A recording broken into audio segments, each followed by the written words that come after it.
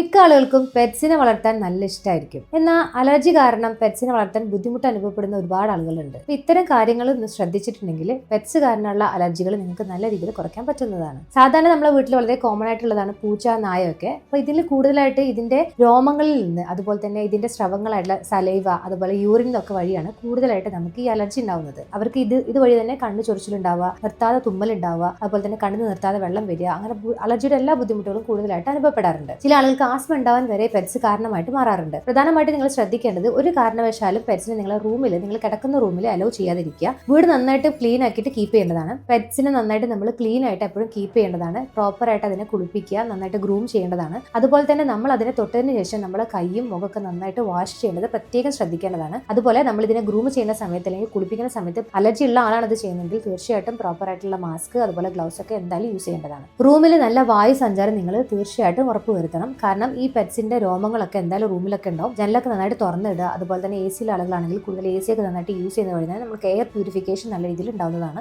ഇത്തരം കാര്യങ്ങളൊക്കെ നമ്മൾ പ്രോപ്പറായിട്ട് ശ്രദ്ധിച്ചു കഴിഞ്ഞിട്ടുണ്ടെങ്കിൽ നമുക്ക് ഈ പെറ്റ്സ് കൊണ്ടുള്ള അലർജി നല്ല രീതിയിൽ കുറയ്ക്കാൻ പറ്റുന്നതാണ്. നിങ്ങൾക്ക് അലർജിയുടെ ബുദ്ധിമുട്ടുകൾ ഉണ്ടെങ്കിൽ പ്രോപ്പർ ആയിട്ടുള്ള അലർജി മെഡിക്കേഷൻസ് എന്തായാലും എടുക്കണം. അതോടൊപ്പം തന്നെ ഇത്തരം കാര്യങ്ങൾ കൂടി ശ്രദ്ധിച്ചിട്ടുണ്ടെങ്കിൽ അലർജി കാരണം പെറ്റ്സിനെ കംപ്ലീറ്റ് ആയിട്ട് വീട്ടിൽ നിന്ന് ഒഴിവാക്കേണ്ട ഒരു അവസ്ഥയിൽ നിന്ന് നമുക്കത് കൂടെ നിർത്തിക്കൊണ്ട് തന്നെ അലർജിയുടെ ബുദ്ധിമുട്ടുകളൊക്കെ നല്ല രീതിയിൽ നമുക്ക് കൺട്രോൾ ചെയ്യാൻ പറ്റുന്നതാണ്. അലർജിയോടൊപ്പം തന്നെ പെറ്റ്സിനെ ഒരുപാട് സ്നേഹിക്കുന്ന നിങ്ങളുടെ ഫ്രണ്ട്സിനും റിലേറ്റീവ്സിനും ഈ ഒരു ഇൻഫർമേഷൻ നിങ്ങൾ മാക്സിമം ഷെയർ ചെയ്യൂ.